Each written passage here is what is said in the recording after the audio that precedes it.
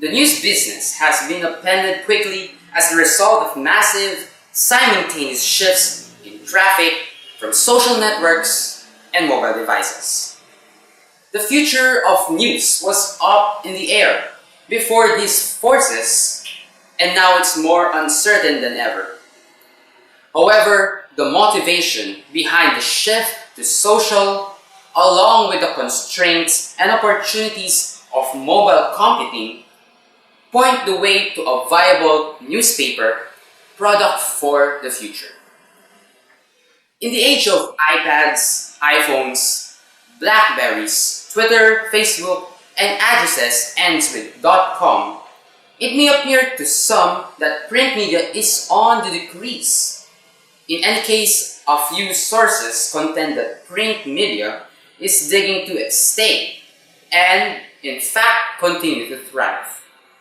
However, it's not good to suggest newspapers will die, even is dying. The form they are delivered, it might change. However, individuals will always need to peruse news, and they'll want it delivered by a trusted source. The paper form might eventually end, but news is a long way from shuffling off this mortal coil. So today, I'm here to argue why newspapers are not a thing in the past. For most of the 2 centuries after Gutenberg, the news pamphlet was a more successful medium. It appeared sporadically when, in the publisher's judgment, a big news event created a significant market.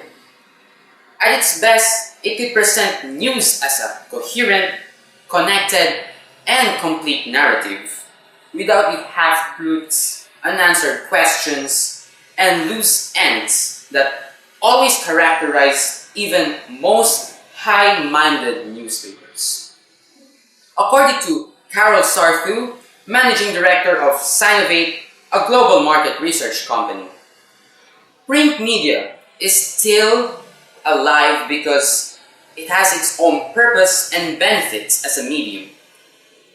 Basically, she added that print media remains focused on its target, which is reaching its audiences. These are specific benefits with print, and there's more consumer engagement, which means that based on the studies that they did, they knew that when people watch TV or listen to the radio, there are still other things that maybe they could be doing.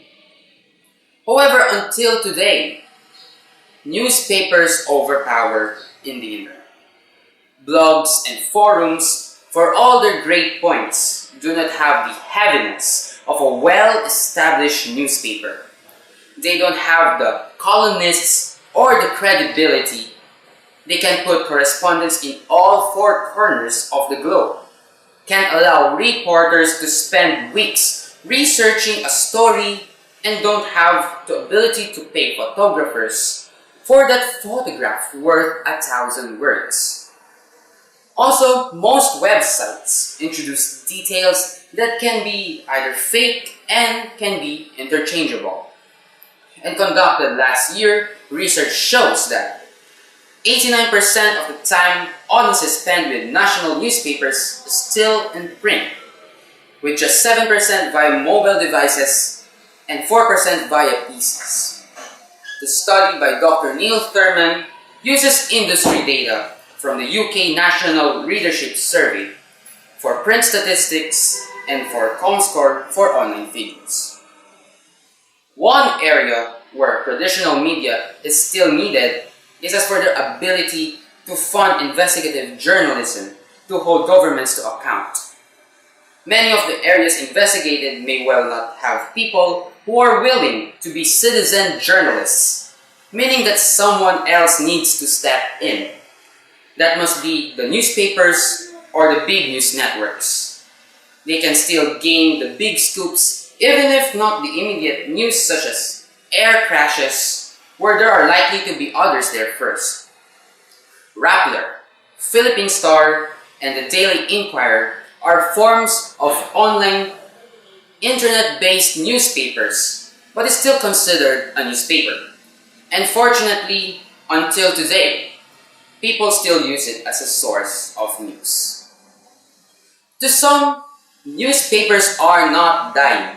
Newspapers has so many things internet does not have. Reliability, credibility, investigative journalism, and validity.